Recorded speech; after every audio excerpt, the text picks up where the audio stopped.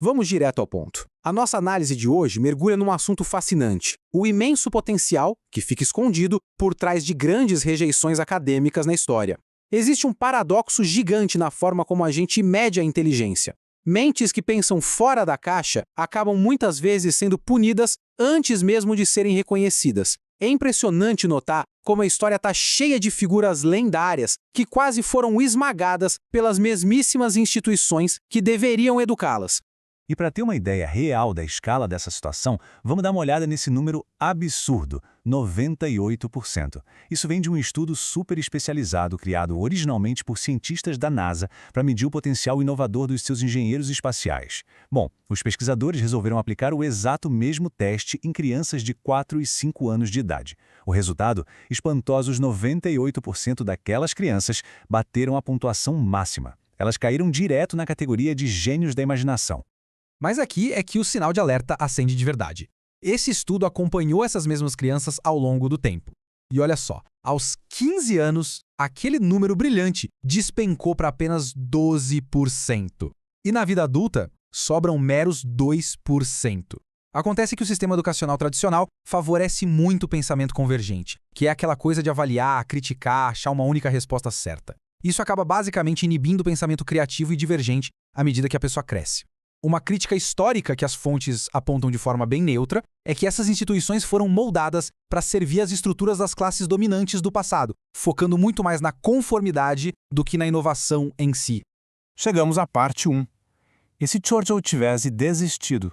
A trajetória do Winston Churchill é o exemplo perfeito de uma mente brilhante que quase por muito pouco não foi esmagada pelo sistema. E isso levanta um cenário crucial para as nossas vidas. E se ele tivesse simplesmente jogado a toalha após a segunda reprovação no exame militar? Para se ter uma ideia, o próprio pai dele chegou a duvidar da sua inteligência, já que ele vivia ficando lá nas últimas posições da turma. Como será que a história do mundo poderia ser diferente se ele tivesse aceitado esse rótulo que o sistema acadêmico deu para ele e parado de tentar ele mesmo? A lista de rejeições institucionais dele é no mínimo de cair o queixo. Lá na sexta série, ele foi reprovado e teve que refazer as aulas de matemática várias vezes. Depois, na década de 1890, acabou rejeitado tanto por Oxford quanto por Cambridge pelas notas baixas. Seguindo um conselho do pai para tentar o exército, o que aconteceu? Reprovado no exame de admissão do Royal Military College. E não foi só uma vez, hein? Foram duas. Foi só na terceira tentativa, ralando muito com aulas particulares, que a vaga finalmente saiu. E pensar que, décadas depois, esse mesmíssimo aluno de histórico escolar terrível seria o primeiro-ministro indispensável liderando durante toda a Segunda Guerra Mundial. É por isso que a famosa frase "se está atravessando o inferno, continue caminhando" ganha um peso monumental quando a gente entende o passado escolar dele. Continuar seguindo em frente, mesmo no meio de tanta dificuldade acadêmica e rejeição profissional, não é só uma frase de efeito. No caso dele, essa persistência literalmente alterou o curso de toda a história global durante uma guerra extrema. Vamos para a parte 2, a paixão de Albert Einstein. A realidade da infância dele passou longe de ser fácil. O Einstein demorou bastante para começar a falar e tinha uma mania de ficar sussurrando as coisas para si mesmo antes de dizer em voz alta. O resultado disso, a empregada da família deu a ele o apelido de Der Deppert, que significa basicamente o bobo. Mas o pior mesmo foi a previsão oficial de um professor. Ele mandou um bilhete afirmando com todas as letras que o menino estava condenado ao fracasso e que nada de bom sairia dele. Ainda bem que rolou uma das decisões parentais mais incríveis da história bem aqui. A mãe do Einstein escondeu essa previsão cruel do filho até que ele já estivesse consolidado como cientista genial. Agora, a pergunta de $1 milhão. Ele definitivamente não gostava do estilo rígido dos professores. Mas será que ele parou de estudar? Como Einstein conciliou o que ele precisava aprender com o que ele amava pesquisar? Era como viver em dois mundos. De um lado, uma educação formal extremamente sufocante, à base de pura decoreba, onde os professores pareciam sargentos exigindo disciplina militar o tempo todo. Mas, do outro lado, ele nutria uma curiosidade gigantesca e totalmente particular. Ele tinha uma paixão profunda pela música de Mozart, adorava tocar seu violino, ficava fascinado com uma bússola magnética que ganhou do pai quando ficou doente e mergulhou no que chamava de seu livro sagrado de geometria aos 12 anos. Ele sobreviveu a tudo isso alimentando o próprio pensamento divergente fora dos muros da escola. E o resultado dessa paixão independente foi simplesmente monumental. Tem aquele mito gigante de que ele era péssimo em matemática, né? Totalmente falso. Na verdade, ele dominou o cálculo diferencial integral sozinho, por conta própria, antes mesmo de completar 15 anos. E esse número incrível, 300, representa o total de artigos científicos que ele publicou ao longo da vida. Uma bagagem que mudou para sempre o nosso entendimento sobre o espaço, o tempo e a física como um todo. E isso nos traz a parte 3, a lição de Steven Spielberg. Trazendo a nossa análise para a era moderna, fica bem claro que essas rejeições institucionais de alto nível não ficaram presas no passado e nem se limitam ao mundo das ciências exatas ou carreiras militares.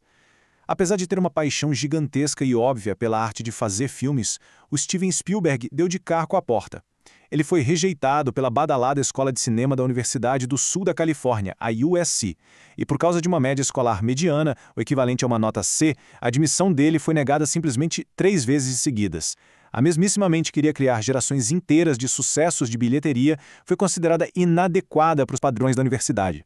Olhando para um caso desses, não tem como não se perguntar o seguinte: por que ele escolheu voltar anos depois para doar rios de dinheiro e até dar aulas na mesmíssima instituição que o rejeitou 3 vezes? Qual é a lógica de contribuir tanto para o lugar que bateu a porta na sua cara? A resposta está na forma brilhante como ele lidou com a rejeição em 3 passos. Primeiro, a pura paixão pelo cinema não deixou a preguiça ou o cinismo tomarem conta. Ele não permitiu que a decepção virasse motivo para desistir. Segundo, ele contornou aquela atitude derrotista canalizando 100% da energia na vontade de fazer filmes incríveis em outros lugares. E no terceiro passo, depois de ralar muito e construir um sucesso gigantesco de forma independente, ele não escolheu guardar rancor. Muito pelo contrário, ele usou essa vitória gigante como uma ponte para compartilhar tudo que aprendeu e ajudar a nova geração de cineastas que também enfrentam barreiras. Mas claro que tinha que ter uma pitada de ironia maravilhosa nessa história de reconciliação. Quando a OSC finalmente acordou e convidou o Spielberg para receber um diploma honorário depois do seu sucesso astronômico, ele colocou uma única condição na mesa. Ele disse que só aceitaria se o oficial de admissões original, sim, a exata pessoa que assinou aquelas cartas de rejeição do passado, também assinasse o diploma honorário dele. Dito e feito, a exigência foi atendida. E por fim, a parte 4. Redefinindo o que é gênio. A parte boa de tudo isso é que, aos pouquinhos, os sistemas educacionais modernos estão aprendendo com esses erros históricos, monumentais, e reavaliando a forma como a gente identifica o potencial humano. A chave para essa mudança toda está no conceito da dupla excepcionalidade, ou simplesmente 2E. É um termo para descrever os alunos que são, ao mesmo tempo, superdotados e que também apresentam alguma neurodivergência ou dificuldade de aprendizagem. Antigamente, os obstáculos acabavam escondendo o talento. Um aluno com um perfil parecido com o do Einstein seria facilmente rotulado como lento, quando, na verdade, aquela mente estava só processando informações super complexas de um jeito totalmente fora do padrão. E aí entra a grande virada sobre como o sistema está se adaptando hoje. As escolas mais inovadoras já aplicam estratégias essenciais para não perderem esses talentos. Elas usam a chamada identificação clínica holística, que é basicamente olhar muito além daquele QI básico. Adotam um ensino focado nos pontos fortes, usando as paixões dos alunos para manter todo mundo engajado. Oferecem acomodações especializadas de tempo, um treinamento focado para que o próprio estudante entenda como a mente dele funciona e principalmente a volta da valorização daquele pensamento divergente que antigamente era tão duramente punido. Para fechar a nossa análise, fica uma provocação que vale a pena pensar. Quando a gente observa aquelas mentes que parecem não se encaixar no sistema de jeito nenhum, que batem de frente com regras rígidas ou que falham nesses exames padronizados repetidas vezes, a gente precisa olhar mais de perto.